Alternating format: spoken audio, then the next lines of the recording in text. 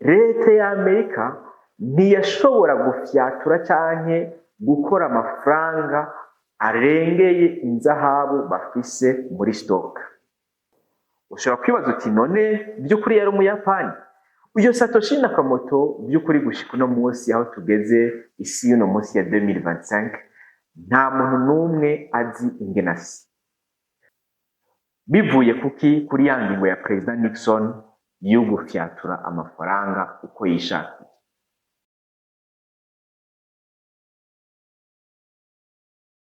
Abantu benshi barakunze kumva trading. Abantu benshi barakunze kumva crypto-money. Mbega ivyo bintu vy'ibihe extraterrestre ni biki? Bikora gute? Canke ku batabizi canke babifisemwo ubumenyi wowe vuga kwiki? No musubira turabiri hamwe difference canke gutandukanya ico bita nka cryptocurrency na trading, kuko abantu benshi barakunze kubyitiranya. Kenshi iyo umuntu avuze cryptocurrency abantu baca bumva mu mutwe directement trading. Kenshi iyo umuntu avuze trading umutwe baca bumva directement crypto money. Ni ibintu bibiri certes bishobora kuba biri relié, ariko ahandi naho bifise itandukaniro rinini cyane. My name is Dr. John, ni kuri We Talk Business. Ni iteka ridasanzwe guys, welcome again. Utarakora subscribe, make sure you do subscribe. Hama ikiganiro ni cyakuryohera, ntuze gutekeranya gusiga ikimenyetso cy'uko wagikunze mu gufyonda the like button. Hama ukafise abandi inshuti y'abagenzi ntutekeranye no kukibasangiza. Twagiye guys, iyo tuvuze trading, iyo tuvuze crypto money, ibyo bintu ni iki? Cryptocurrency twovuga ririmo amajambo, ni ijambo ririmo amajambo abiri. Harimo crypto, harimo currency, canke mu gifaransa crypto money. Harimo crypto, harimo money. Currency canke money twese turakizi ni amafaranga. Hama crypto ni jambo ryavuye muri rindi jambo ryitwa encryption. Encryption ni jambo rikunze gukoreshwa ruvuga muri monde ya codage cyangwa abaprogrammeur kenshi barabizi, aho encryption bisigura guhisha canke guhisha amajambo cyangwa gushiramwe amakode kugira umuntu ntaba ari umuntu wari wese ashobora kubisoma canke umuntu wari wese ashobora kubitahura canke kubisobanukirwa. So rero twoshobora kuvuga tuti cryptocurrency bisigura amafaranga ahishijwe canke maybe peut-être turashobora kubivuga gutyo kuko nabyo nyene birafitanye isano. So rero cryptocurrency ukuntu ikora canke ukuntu yubatse, tout d'abord kugira ushobore kubitahura, amafaranga niki? Amafaranga ni ikintu icyo ari cyo cyose gishobora kwifashishwa muri échange de biens et de services. Amafaranga yamyeho ibihe byose, kuva isi yaremwa amafaranga yamyeho, ariko uko tuyazi uno munsi siko byahoze. Muti byahora bigenda gute? Kera murabyibuka neza, abizi bya kahise canke mu mashuri yisumbuye twarabonye ko kera mu Burundi kugira abantu dufate uri umurimyi w'itomati, kugira ushobore kuronka ibiharage warashobora kwegera umurimyi w'ibiharage ukamubwira uti hey, jewe ndejeje itomati zanje none nkeneye ibyo biharage byawe, wewe nta tomati ukeneye? Hama mumaze guhuza ukavuga uti okay, ndaguha ikibumbu cy'itomati, hama kumbure nawe umpe ikibumbu cy'ibiharage.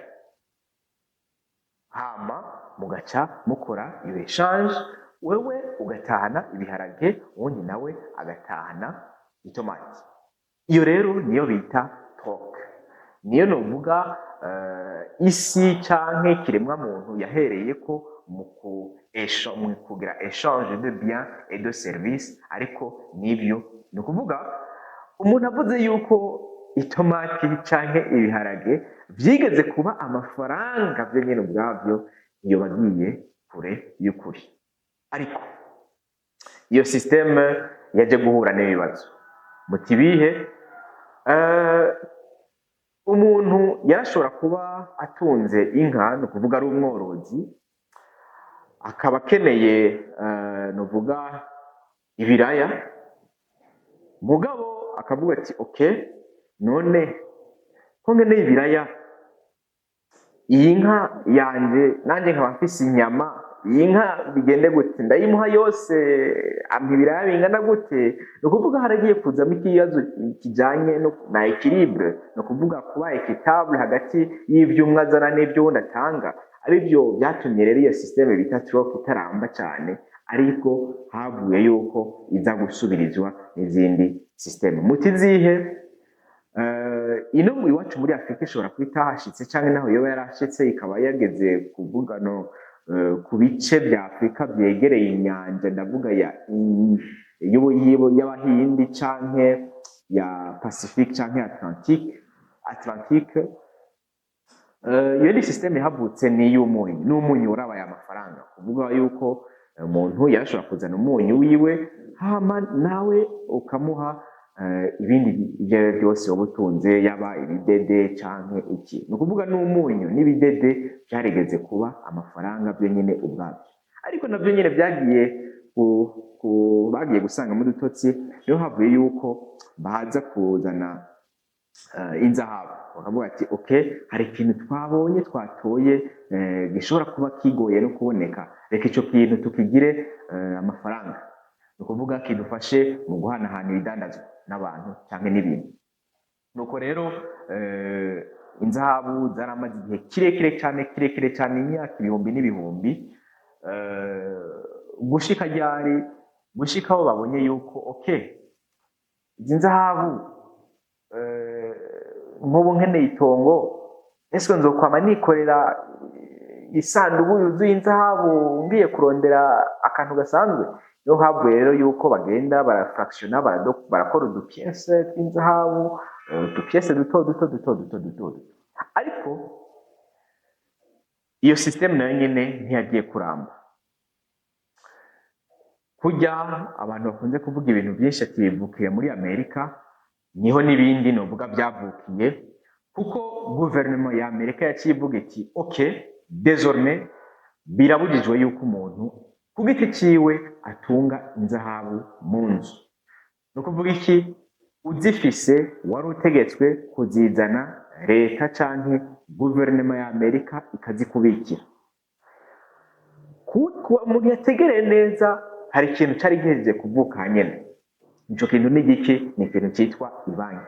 Ni ukuvuga désormais rero ufise izo nzahabu urazizana, leta ikazikubikira, hanyuma igakiguha urupapuro yanditseko iti uyu muntu afise inzahabu zingana gutya, nibyo koko turazimufitiye, turazimubikiye, bagaca bashirako n'ikidodo. Wewe ukeneye kugura ikidandazwa ico cose, ikintu waca ukora, waca ugenda ahantu hariho hose ukavuga uti nguru urupapuro leta yampaye, nguru urupapuro nakuye muri guverinoma aho bambikiye inzahabu, wemeza neza igitigiri c'inzahabu mfise, rero nk'iryo tongo ry'ihegitari ribiryanje. Urupapuro rero ugasanga abantu baragiye bararuhanahana, mugabo haza kuvamwo ibindi bibazo, baravuga ati urupapuro ruhanahanwa ruca mu minwe novuga igihumbi, ntiguhava rwononekara rugahura n'ibyago. Yego nibyo koko rwarashobora kononekara rugahura n'ibyago. Niko rero leta ya Amerika kivuga iti okay, reka ubu naho dukore urupapuro twebwe nyene ruri bien specifique, tugwandike k'igitigiri, dukreye amafaranga nyezina abe amadolari.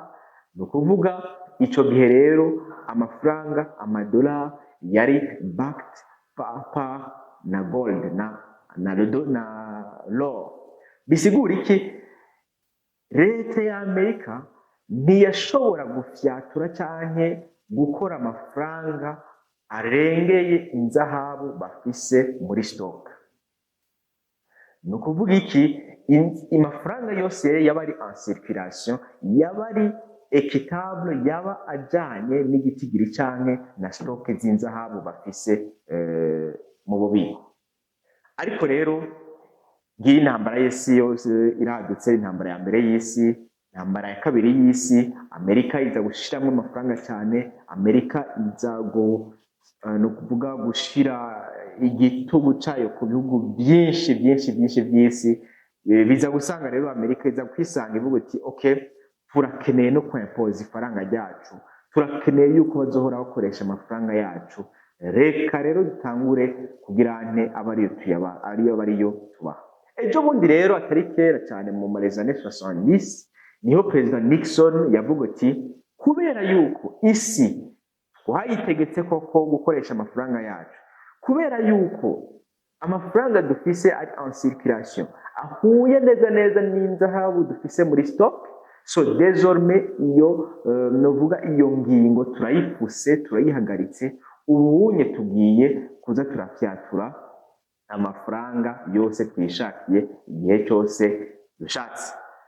Aho rero niho nuvuga isano hagati y'amafaranga n'inzahabu ryari rihejeje gucika. Ni ukuvuga uno munsi guverinoma iyo ariyo yose ku isi irafise ubwo burenganzira bwo kugirane bwo gufyatura amafaranga igitigiri ishatse, bivuye kuri Perezida Nixon wa Amerika yabikoze ico gihe rero barafyatuye amafaranga ku bwinshi, barashira en circulation, abantu barayakoresha ku bwinshi. Arivyo byahavuye bidushikana ejo bundi gukoresha ama credit card, ama debit card, kuvuga atamuntu agikeneye gutemberana igisakoshi cyuzuye amafaranga kugura icyo ari cyo cyose, ahubwo agakoresha credit card, agakoresha debit card, gutyo agashobora kuronka ico yifuza. Navyo ntibyahagarikiwe ngaho, kuko ejo bundi nyene muri les années 2000 haciye havuka ama electronique, les monnaies électroniques. C'est vrai, muri bino bihugu byacu cyane mu Burundi ama electronique tuyamenye ejo bundi, ngira nta n'imyaka ibaye myinshi, sinibaze yuko ari 15 yo birahera habaye introduction y'ama monnaie électronique mu gihugu cyacu. Ariko rero wumva yuko byabaye abantu batangura gukoresha ama electronique, bayahanahana mu matelefone, gutyo, ariko biza gushika muri l'année 2008 aho isi yari ihejeje guhinduka kungene igiye gutunganywa mu bijanye n'ihanahanwa ry'amafaranga. Imbere ko tubandanye guys, make sure you do subscribe. Hama ikiganiro nyimba cyakuryoheye, make sure yuko ushyiramo commentaire cyangwa inyunganizi. Eka mbere ufise ko n'ikibazo kuri ibi byose tumaze kuvuga, imbere yuko tubandanya ntukekeranye kugishiga muri commentaire. Hama ikiganiro gikunde. So guys, muti none byagenze gute? Icyahindutse muri 2008 ni giki? 2008 haciye haza umugabo yitwa Satoshi Nakamoto. Satoshi Nakamoto, naho mvuze ngo haje umugabo yitwa Satoshi Nakamoto, wumvise iryo zina ushobora kumva uti iryo zina ni igikiyapani. Ego koko ni igikiyapani. Ushobora kwibaza uti none by'ukuri yari umuyapani? Uyo Satoshi Nakamoto by'ukuri gushika uno munsi aho tugeze isi y'uno munsi ya 2025, nta muntu n'umwe azi ingenasi, nta muntu n'umwe azi yuko ari umuyapani, nta muntu n'umwe azi yuko ari umuntu umwe canke groupe y'abantu benshi. Ariko abahinga bashobora kwemeza bavuga ati turafite amahirwe ni menshi yuko yoba ari groupe y'abantu gusumba yuko ari umuntu umwe. Ariko iyo Satoshi Nakamoto wumva nta n'umwe azi, niwe umukire wa 14 ku isi. Muti yabigenje gute uno munsi cyangwa ico gihe 2008 2009 yaciye akreya Bitcoin, ibibaye cryptocurrency ya mbere ivutse mu mateka y'isi.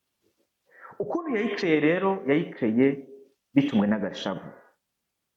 Ako gashavu karakaye, ako gashavu karako kuvuga ati ugiye muri banki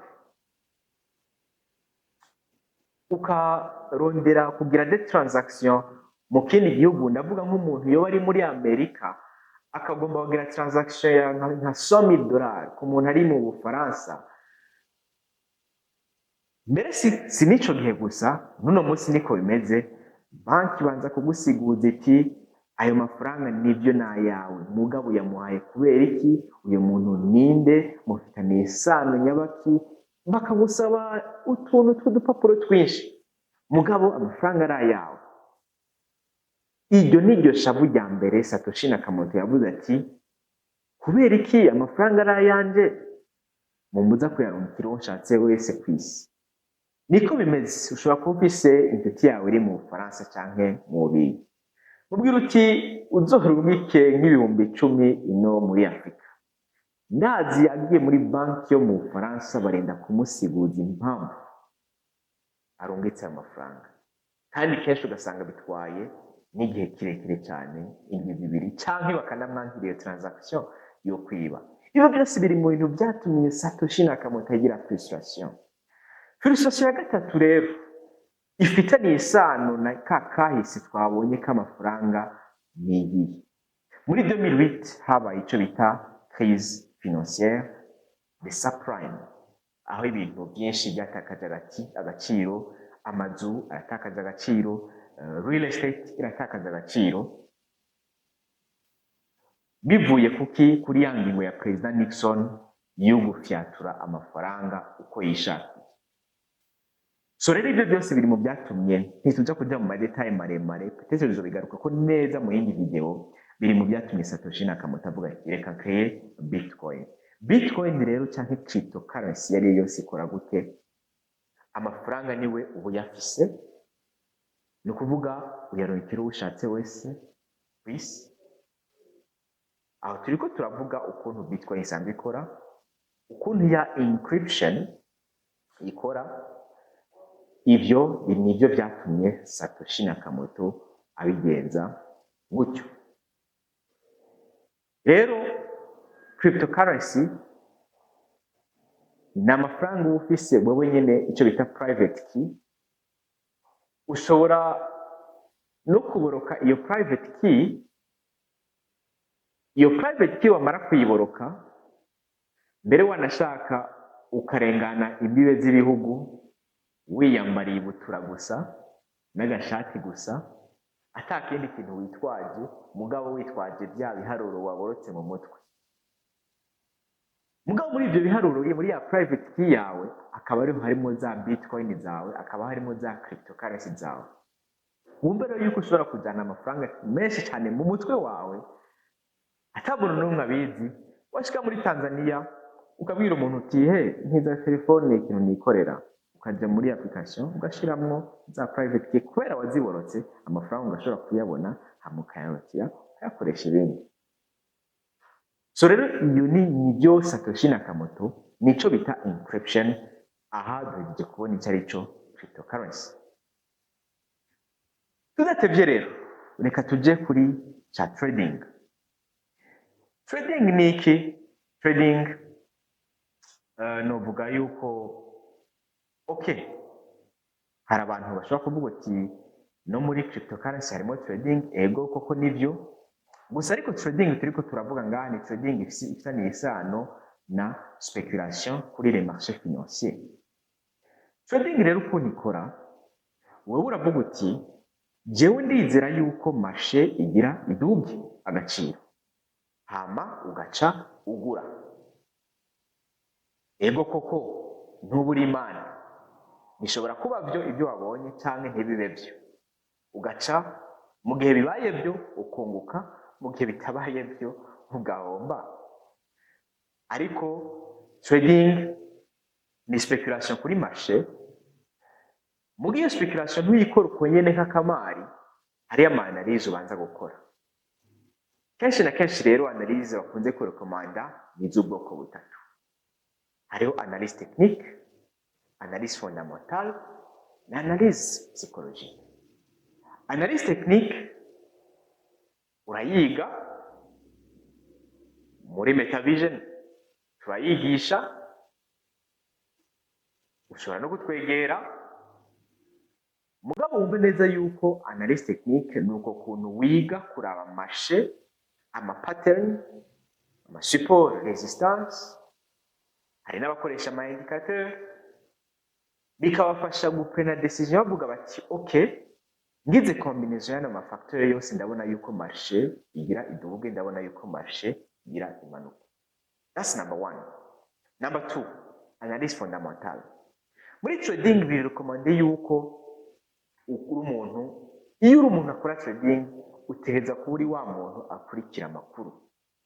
Abakire bose kuva kuri ba Elon Musk, Warren Buffett, Jeff Bezos, Bill Gates, bose n'abantu bamana amatelefone yabo gutya.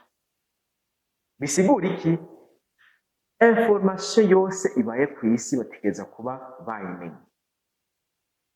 Nimba Israel igira itere misile Iran, bategereza kuba bayimenye ava kugira bamenye ingene bafata amaposition yabo muri marché.